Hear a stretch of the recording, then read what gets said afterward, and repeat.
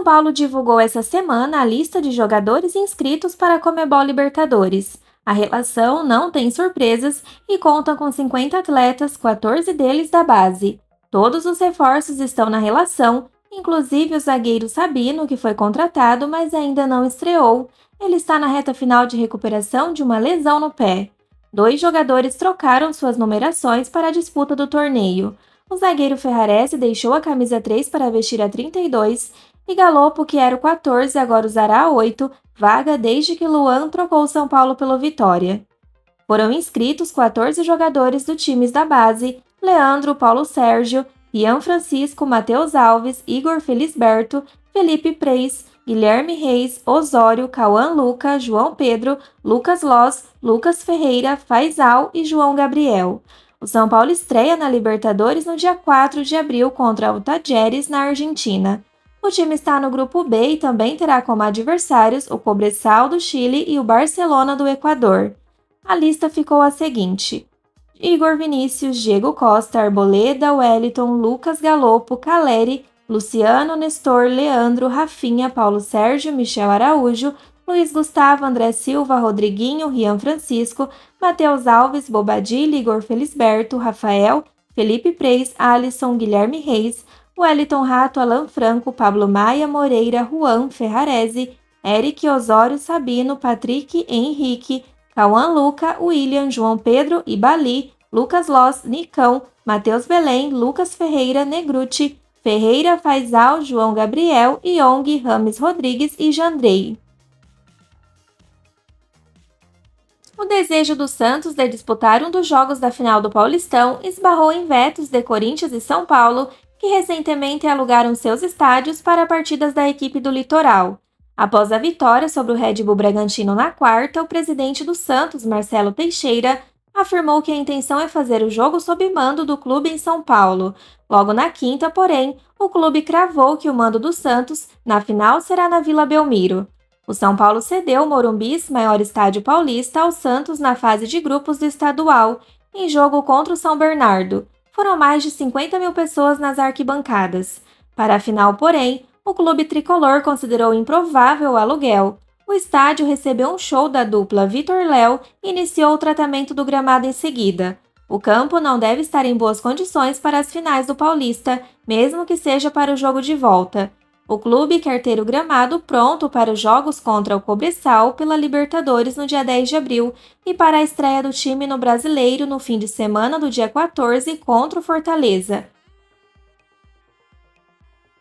No momento em que temas como assédio sexual e violência contra a mulher vêm sendo amplamente discutidos no futebol brasileiro, por causa das prisões de Daniel Alves na Espanha e de Robinho no Brasil por casos de estupro, o São Paulo promoverá um espaço de discussão sobre os assuntos em abril com atletas que atuam nas categorias de base no CFA de Cotia.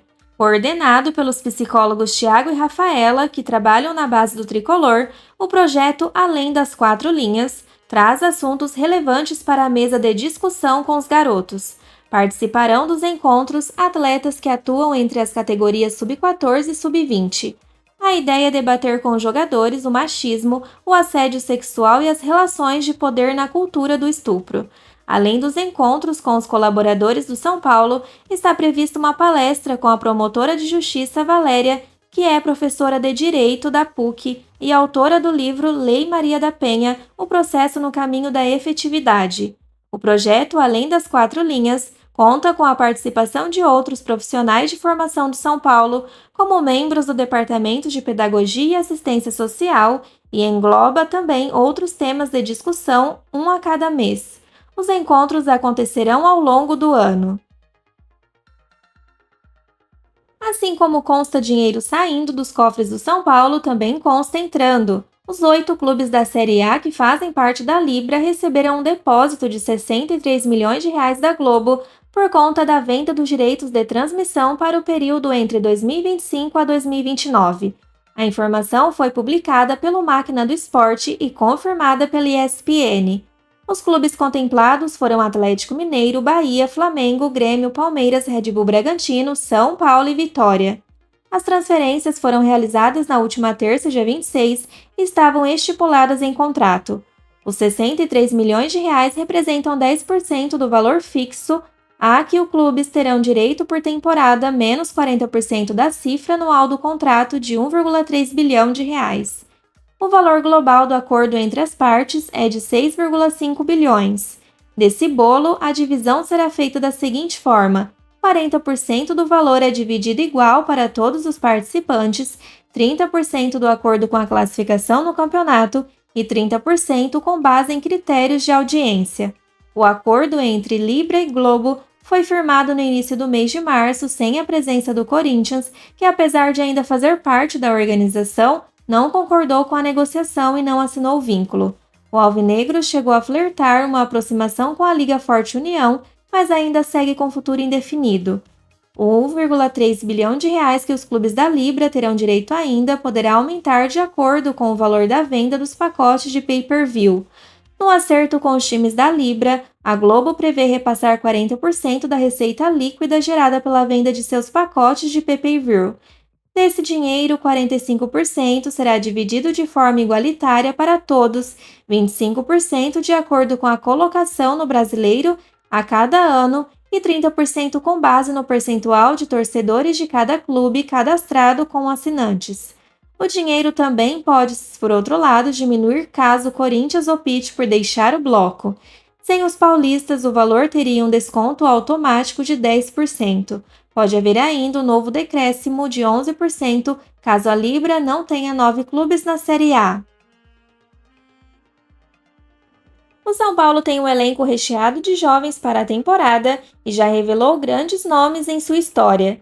No entanto, neste 2024, o técnico Thiago Carpini não tem dado oportunidades para muitos dos crias de Cotia. Um nome entre eles, porém, se destaca. João Moreira é o atleta da base que mais acumulou minutos no ano e aproveitou as chances que teve de mostrar seu futebol. Moreira não tem tido vida fácil no São Paulo este ano.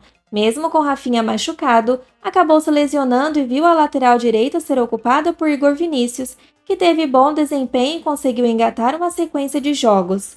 Contudo, o português foi capaz de disputar alguns minutos do mesmo modo. Em 2024, entrou em campo em 5 partidas, sendo que saiu do banco em 3 e foi titular em 2 delas. Seu primeiro confronto na temporada foi contra a Portuguesa, quando entrou aos 22 minutos da etapa final.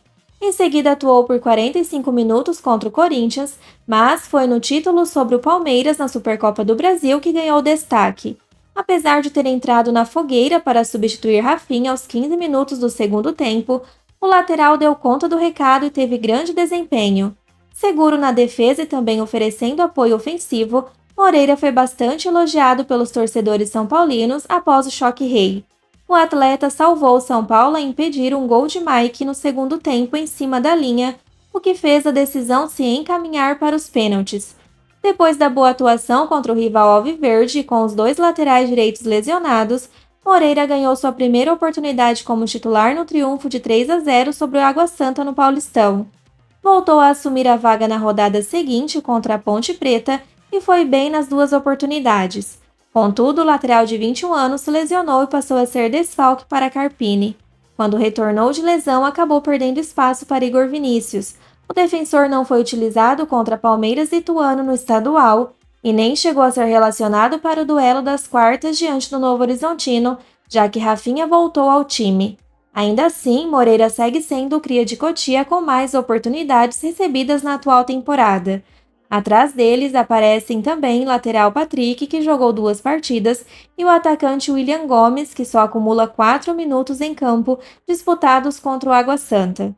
Outros atletas das categorias de base do São Paulo que ainda não tiveram chances com Carpini são o zagueiro Matheus Belém, os volantes Felipe Negruti e Bali, o goleiro Yong e o lateral direito Igor Felisberto e, por fim, o meia Rodriguinho.